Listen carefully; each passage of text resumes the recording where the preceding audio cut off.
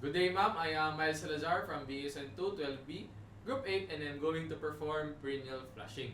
So, it is a procedure that is designed to cleanse and maintain hygiene in the perineal and anal region of the patient. So, first, I am going to prepare the needed materials to save time and effort, such as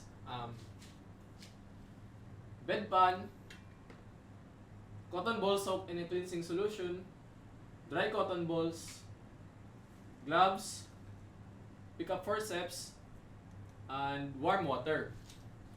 Next, and I am going to perform hand washing technique to deter the spread of microorganisms.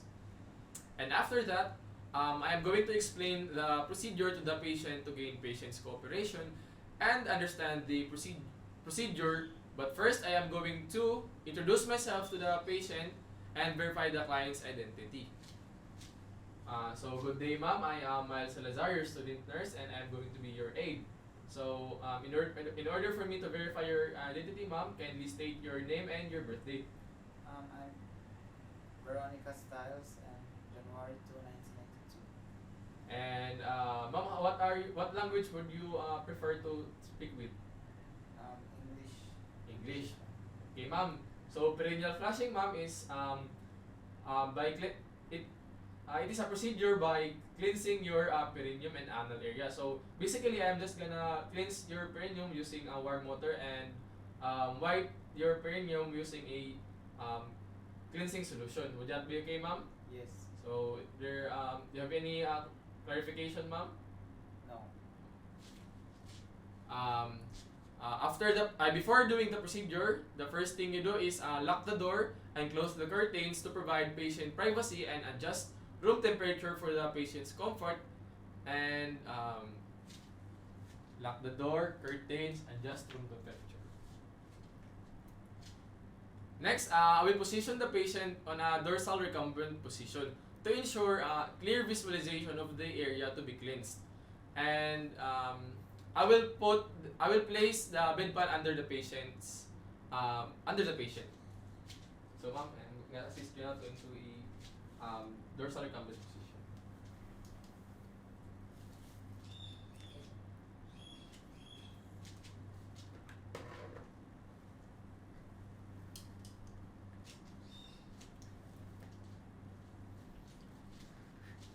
Next is I'm going to drape the patient, exposing only the part to be cleansed. So this approach helps to prevent the patient from experiencing chills and feeling embarrassed. And afterwards, I am going to put on my working gloves to begin the procedure. So ma'am, now I'm going to drape your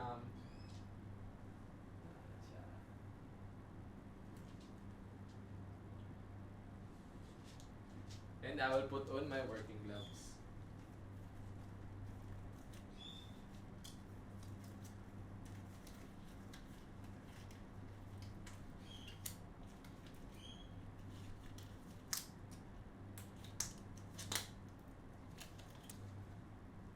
Next is flush the perineal with warm water. Using warm water can soften any blood clots if present. So and prevent the patient from experiencing chills.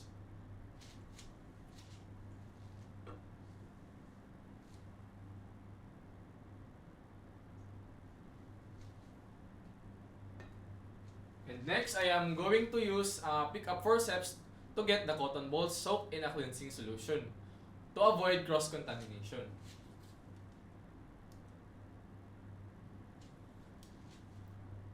And now I am going to cleanse the external genitalia from midline of symphysis pubis down to the anus. So never take note, never retrace a stroke, because retracing a stroke with contaminated cotton balls can introduce bacteria back onto the previously cleansed area. So from mons pubis down to the anus. Discard. Next, with the second cotton ball, cleanse starting from mons pubis by figure 7 down to the external labium towards the anus.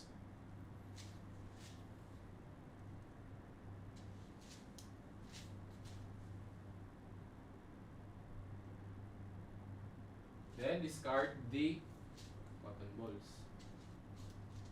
And never retrace a stroke. And do likewise on the other side.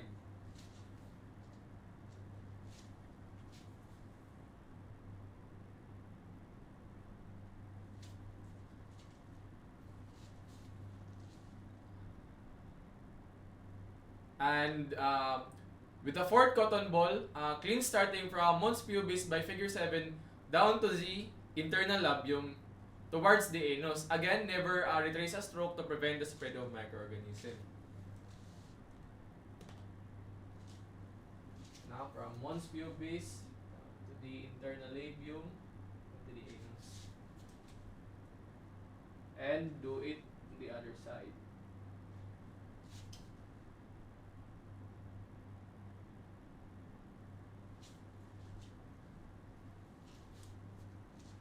So with another cotton ball, cleans the groin starting from groin going up the thigh using other side of the cotton ball for near groin.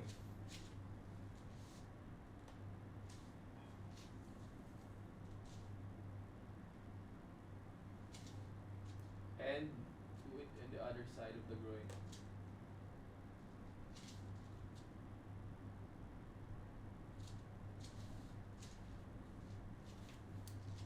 So next, I am going to um, flush again the perineum with sterile warm water. So warm water can easily cleanse any stains and avoid patient from having chills.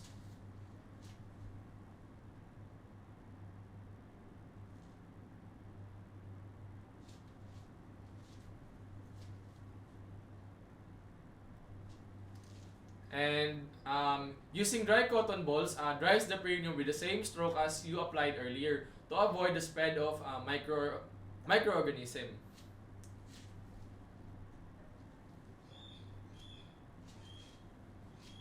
From mons pubis down to the midline to the anus. Mons pubis to external labium down to the anus. To the other side.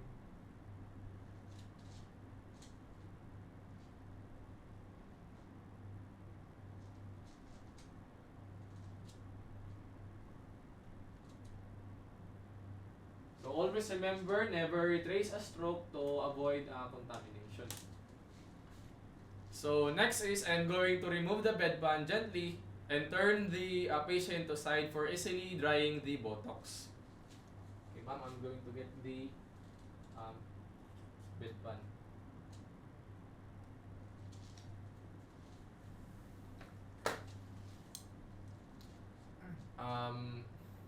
So if necessary, take one cotton ball and clean one side of the buttocks and dry the both buttocks.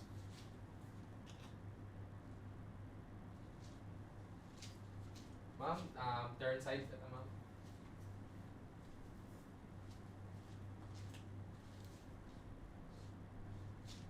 Dry under buttocks.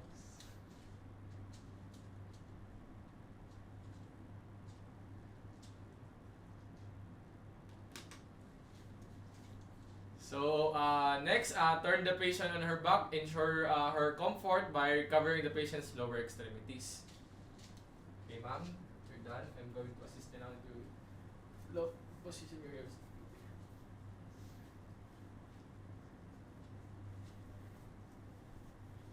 So, ma'am, would you like to put on a perineal pad? No. Okay. So, spray antiseptic as needed to avoid any contamination.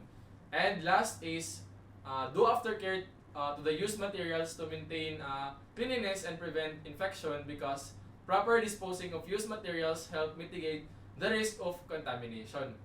And last is record the treatment and discharges observed.